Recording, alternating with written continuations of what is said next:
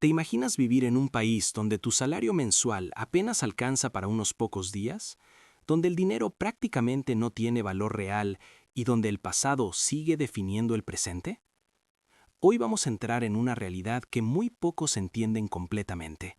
En este video te voy a mostrar cómo funciona realmente la economía en Cuba, cómo vive la gente día a día, de dónde sale el dinero, en qué se va y por qué millones de personas están atrapadas en un sistema que parece detenido en el tiempo. Pero ojo, quédate hasta el final, porque lo que vas a descubrir cambia completamente la forma en la que ves este país. Bienvenido a Omnia Lab. Antes de empezar, si te interesa entender cómo funciona el mundo más allá de lo que te cuentan, suscríbete ahora mismo a Omnia Lab y deja tu like, porque este tipo de contenido necesita apoyo para seguir existiendo.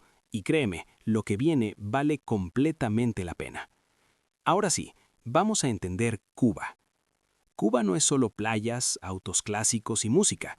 Cuba es un experimento económico único en el mundo.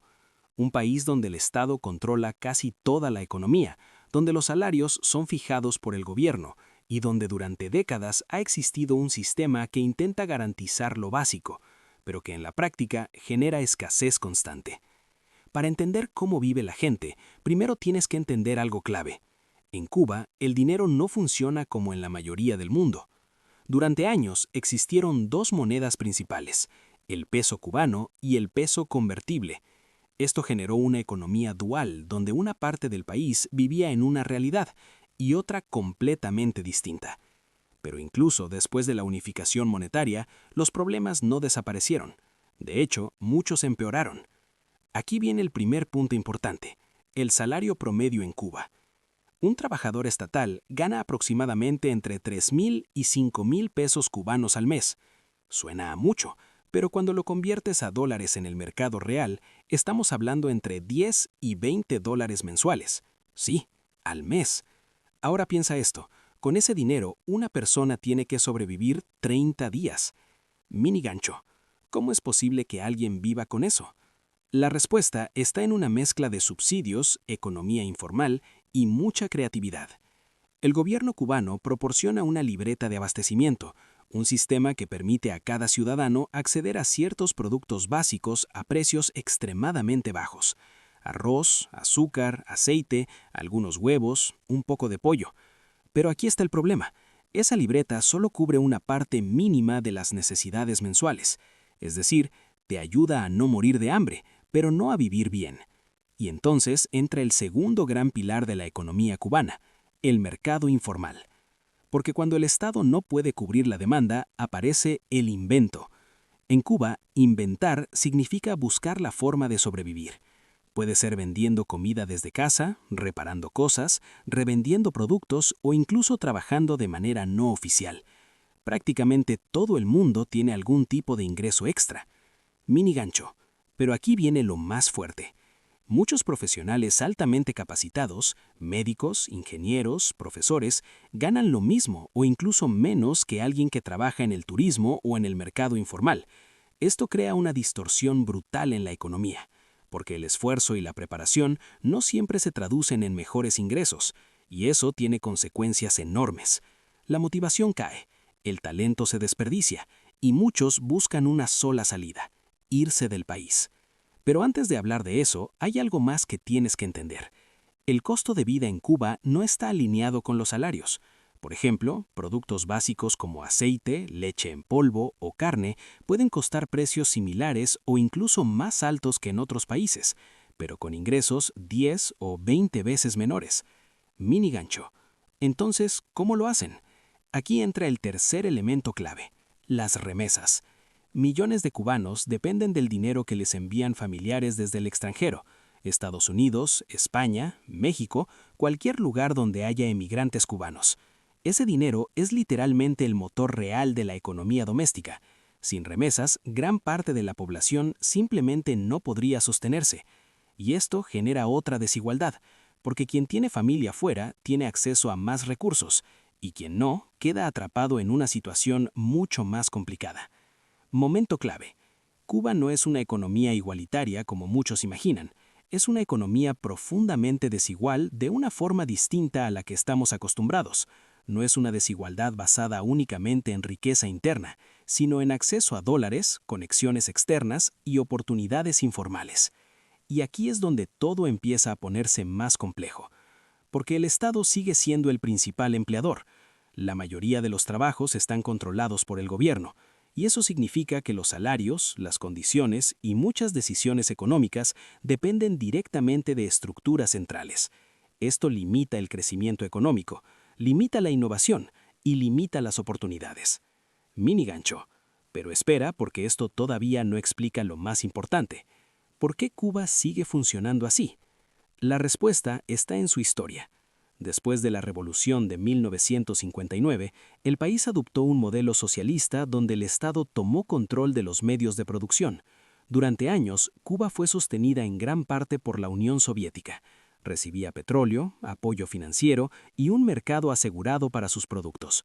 Pero cuando la Unión Soviética cayó, todo cambió.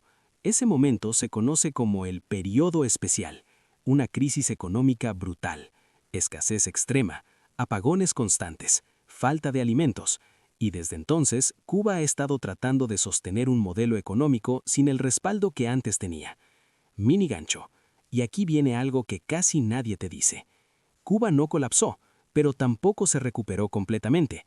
Entró en una especie de estado permanente de supervivencia, donde todo funciona, pero con limitaciones, donde hay estabilidad, pero con carencias, donde hay control, pero poca libertad económica. Y eso nos lleva a algo muy importante, el turismo. El turismo es una de las principales fuentes de ingresos del país. Hoteles, restaurantes, servicios, muchos de ellos operan con estándares completamente distintos al resto de la economía. Aquí circula más dinero, aquí llegan divisas, y aquí trabajan muchas personas buscando mejores ingresos. Pero esto también crea otra brecha, porque el país empieza a tener dos caras, la que ve el turista y la que vive el ciudadano promedio. Mini gancho. Y créeme, son muy diferentes. Mientras un visitante puede disfrutar de hoteles y servicios relativamente cómodos, muchos cubanos enfrentan escasez diaria de productos básicos. Y esto genera tensiones, porque la riqueza no se distribuye de forma uniforme. Ahora hagamos una pausa rápida. Si hasta ahora este contenido te está ayudando a entender algo que normalmente no te explican, suscríbete a Omnia Lab y deja tu like, porque de verdad ayuda muchísimo a que este tipo de análisis llegue a más personas y nos permite seguir investigando temas complejos como este. Seguimos. Hay otro factor clave que define la economía cubana: la escasez. No es escasez puntual, es escasez estructural. Es decir, no es que falten productos de vez en cuando, es que constantemente faltan cosas, desde alimentos hasta medicinas, piezas de repuesto, productos básicos de higiene. Mini gancho. ¿Y qué pasa cuando algo escasea? Sube de precio o desaparece, y eso obliga a la gente a hacer filas durante horas o incluso días para conseguir productos esenciales. Filas que no garantizan nada, porque puedes esperar horas y que simplemente se acabe el producto. Esto tiene un impacto directo en la calidad de vida, porque el tiempo se convierte en otro recurso limitado. Tiempo para trabajar, tiempo para descansar, tiempo para vivir. Todo se ve afectado. Y aquí aparece otro fenómeno importante: la economía del trueque.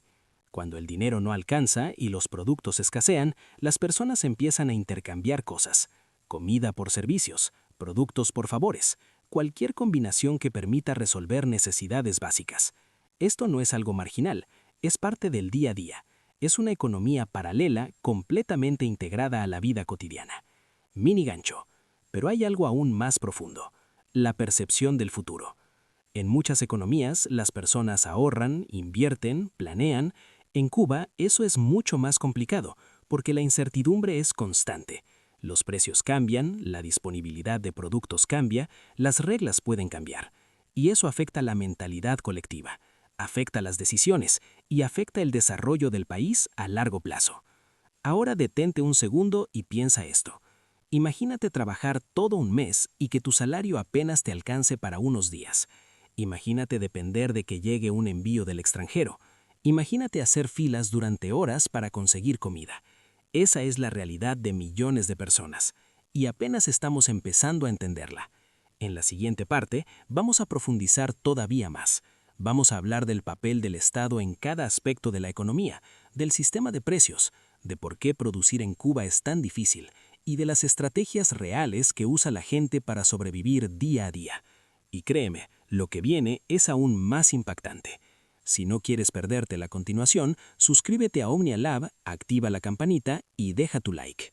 Ahora vamos a ir todavía más profundo. Porque si realmente quieres entender cómo vive la gente en Cuba, tienes que entender cómo funciona el sistema desde adentro. Y aquí es donde todo se vuelve mucho más complejo. En Cuba, el Estado no solo regula la economía, prácticamente la dirige. La mayoría de las empresas grandes pertenecen al gobierno. Los salarios los define el gobierno. Los precios de muchos productos también. Y eso crea una estructura donde el mercado no funciona de manera libre, sino controlada. Pero aquí aparece el primer gran problema. Cuando los precios no reflejan la realidad, aparecen distorsiones. Por ejemplo, hay productos que el Estado vende a precios muy bajos, pero no hay suficiente producción. Resultado: escasez. Y cuando algo escasea, automáticamente aparece en el mercado informal a un precio mucho más alto. Es decir, el mismo producto puede tener dos precios completamente distintos, uno oficial y otro real. Y casi siempre el real es el que manda. Esto genera algo muy importante: inflación oculta. Porque aunque el gobierno intente controlar los precios, en la práctica la gente termina pagando mucho más. Y eso golpea directamente el bolsillo. Ahora piensa en esto. Si producir no es rentable, nadie quiere producir. Y ese es otro de los grandes problemas de la economía cubana. La producción interna es muy limitada. Muchas empresas estatales no son eficientes, no generan suficientes bienes. Y eso obliga al país a depender de importaciones. Pero importar cuesta dinero, dólares. Divisas que Cuba no siempre tiene. Y aquí entramos en otro punto clave. La falta de divisas es uno de los mayores cuellos de botella del país. Sin dólares no hay importaciones suficientes. Sin importaciones hay escasez. Y sin productos la economía se paraliza. Es un círculo difícil de romper. Por eso el acceso a divisas se convierte en algo extremadamente importante. Y aquí aparece otro fenómeno interesante: las tiendas en moneda libremente convertible. Lugares donde solo puedes comprar usando dólares o tarjetas vinculadas a divisas extranjeras. En esas tiendas sí hay productos, pero no todos pueden acceder. Esto crea una sensación muy fuerte de desigualdad, porque mientras unos pueden comprar, otros simplemente no tienen acceso. Y eso genera frustración, genera tensión, genera una división silenciosa dentro de la sociedad. Ahora hagamos otra pausa rápida. Si estás entendiendo mejor cómo funciona todo esto, suscríbete a Omnia Lab y deja tu like. Porque este tipo de contenido no solo informa, también abre los ojos. Y seguimos. Otro punto clave es el emprendimiento. Durante muchos años, el sector privado en Cuba estuvo muy limitado. Pero en los últimos años ha habido ciertos cambios. Se han permitido pequeños negocios, restaurantes, servicios, trabajos independientes. Esto ha creado nuevas oportunidades, pero también nuevos retos. Porque aunque exista el emprendimiento, sigue estando regulado. Hay impuestos, restricciones, limitaciones en el acceso a recursos y sobre todo falta de insumos. Porque aunque quieras emprender, necesitas materiales, productos, herramientas, y muchas veces simplemente no están disponibles. Entonces, muchos emprendedores terminan dependiendo del mercado informal o de importaciones personales, lo cual eleva los costos y limita el crecimiento. Aún así, el sector privado se ha convertido en una de las partes más dinámicas de la economía. Es donde hay más innovación, más movimiento, más ingresos, pero también más incertidumbre, porque las reglas pueden cambiar, y eso hace que muchos negocios vivan en constante riesgo. Ahora hablemos de algo que afecta directamente a todos: la inflación. En los últimos años, Cuba ha experimentado un aumento significativo en los precios, especialmente después de la reforma monetaria. Los salarios subieron, pero los precios subieron mucho más, y eso redujo el poder adquisitivo. En otras palabras, la gente puede ganar más en números, pero puede comprar menos. Y eso es uno de los golpes más duros para la población, porque afecta todo: la comida, el transporte, los servicios. Todo se vuelve más caro y el ingreso no alcanza. Esto obliga a las personas a tomar decisiones difíciles: reducir gastos, buscar ingresos extra, depender más de familiares en el extranjero o incluso abandonar el país. Porque sí, la migración es otro elemento clave de la economía cubana. Miles de personas salen cada año buscando mejores oportunidades.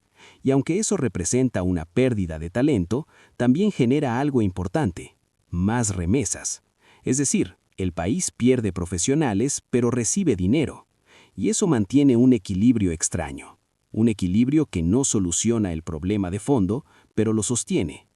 Ahora piensa en esto: un país donde gran parte de la economía depende de dinero que viene del exterior. Eso no es sostenible a largo plazo, pero en el corto plazo es lo que permite que muchas familias sobrevivan. Y aquí es donde todo se conecta: salarios bajos, escasez, inflación, remesas, mercado informal, todo forma parte del mismo sistema.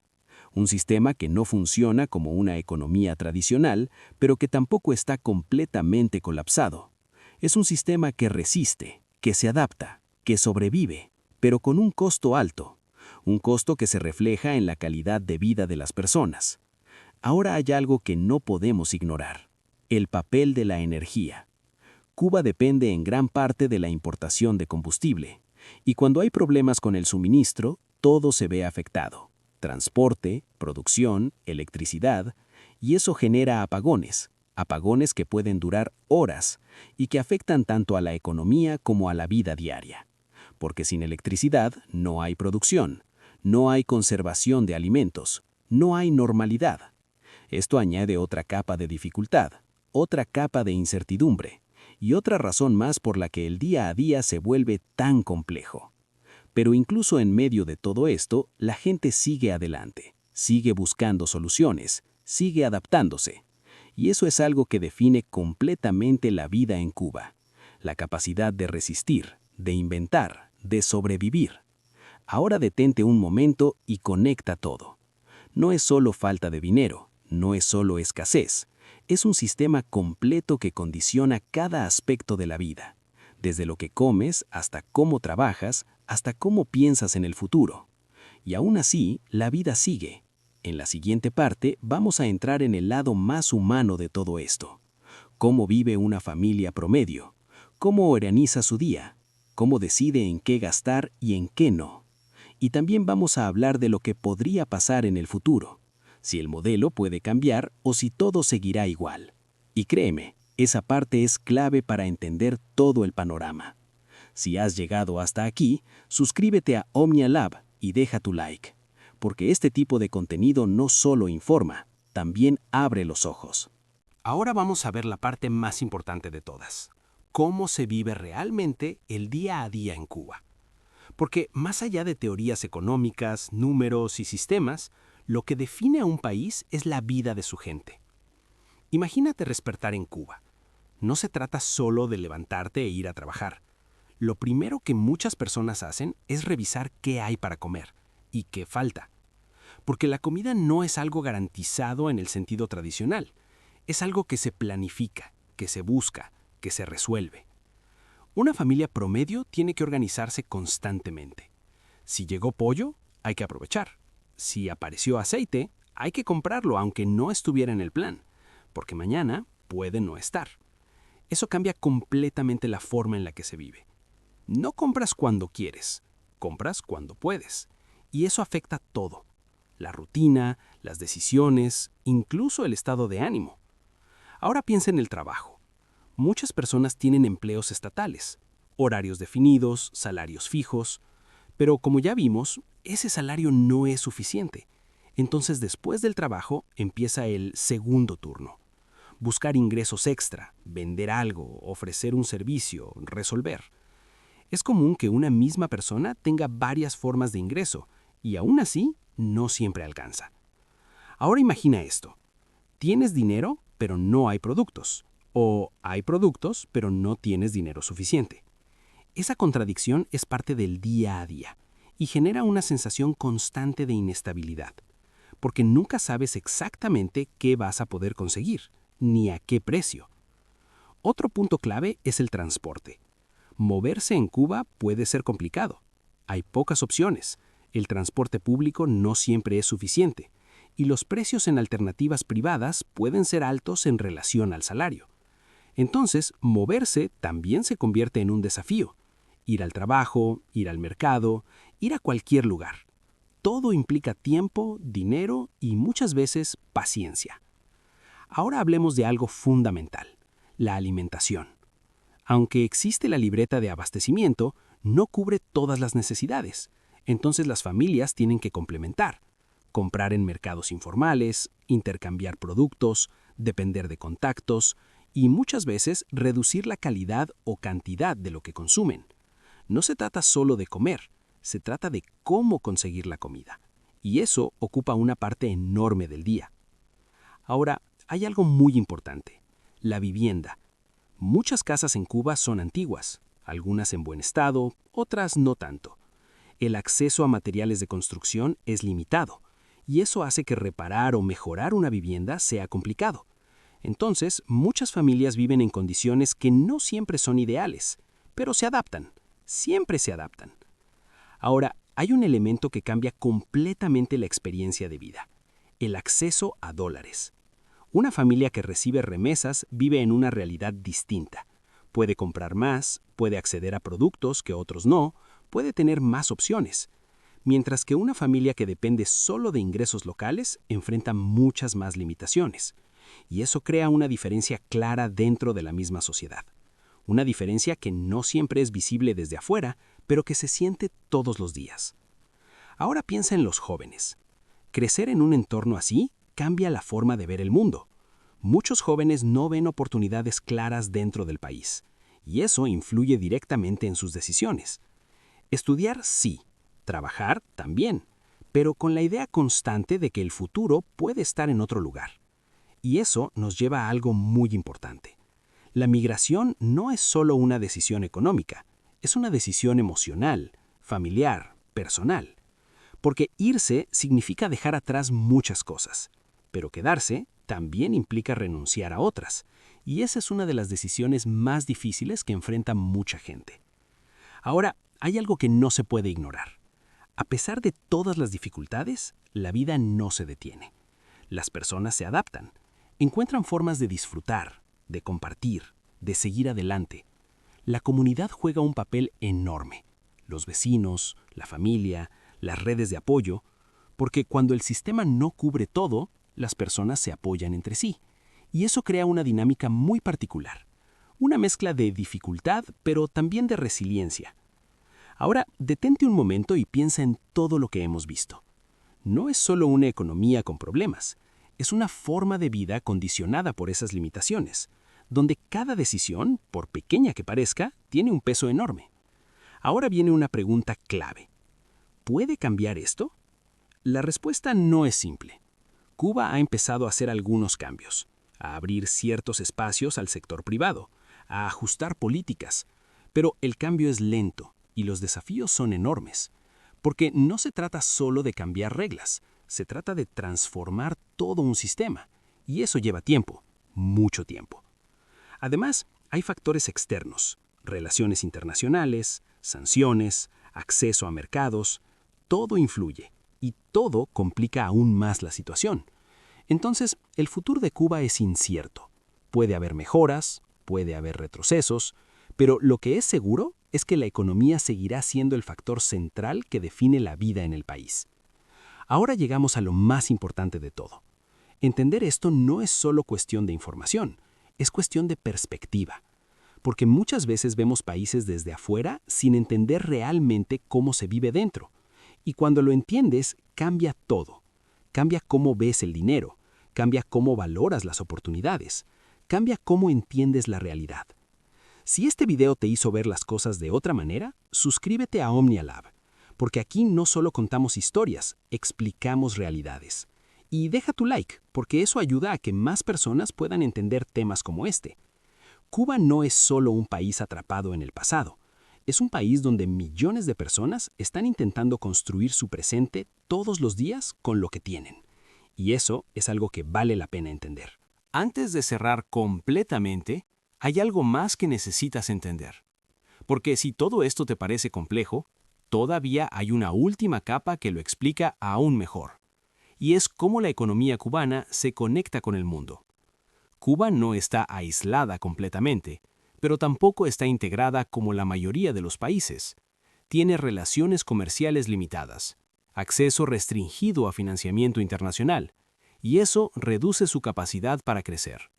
Porque en el mundo actual, ninguna economía funciona sola. Todas dependen de comercio, inversión y flujo de capital. Y aquí es donde Cuba enfrenta uno de sus mayores desafíos. Sin acceso amplio a créditos internacionales, es muy difícil invertir en infraestructura, producción o desarrollo. Sin inversión, no hay crecimiento. Y sin crecimiento, todo se queda estancado. Ahora, súmale a eso otro factor, la tecnología. En muchos países, la tecnología impulsa la economía. Digitalización, comercio electrónico, automatización. En Cuba, el acceso a tecnología ha sido más lento, y eso limita la productividad, limita la innovación y limita la competitividad. Porque mientras el mundo avanza, Cuba avanza, pero a otro ritmo, y eso amplía la brecha. Ahora piensa en esto. Un país con recursos limitados, con dificultades para importar, con baja producción interna y con acceso restringido a financiamiento, eso genera una presión constante sobre toda la economía. Y esa presión se traduce en el día a día de las personas. Precios altos, escasez, incertidumbre. Todo está conectado.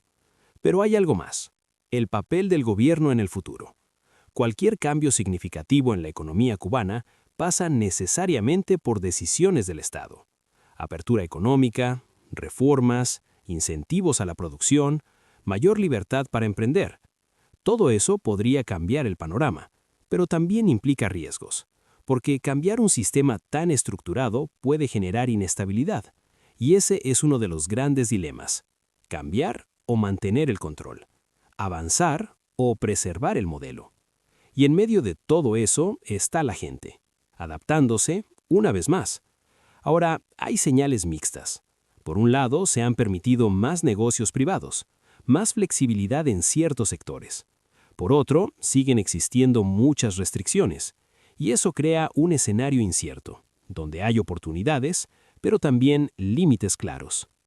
Ahora, vayamos a algo muy concreto. ¿Qué necesitaría Cuba para mejorar su economía? Primero, aumentar la producción interna. Sin producción, no hay suficientes bienes, y sin bienes, todo lo demás falla. Segundo, mejorar el acceso a divisas, ya sea a través de exportaciones, turismo o inversión extranjera. Tercero, incentivar el emprendimiento, facilitar que más personas puedan crear negocios, generar empleo y mover la economía. Y cuarto, generar estabilidad, porque sin reglas claras nadie quiere invertir, ni dentro ni fuera del país. Pero todo esto no es fácil, porque cada cambio afecta a múltiples partes del sistema, y por eso el proceso es lento. Ahora, volvamos a lo más importante, la gente.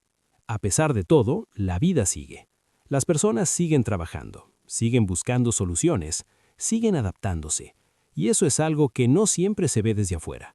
Se habla mucho de sistemas, de políticas, de economía, pero al final todo se reduce a personas tratando de vivir mejor.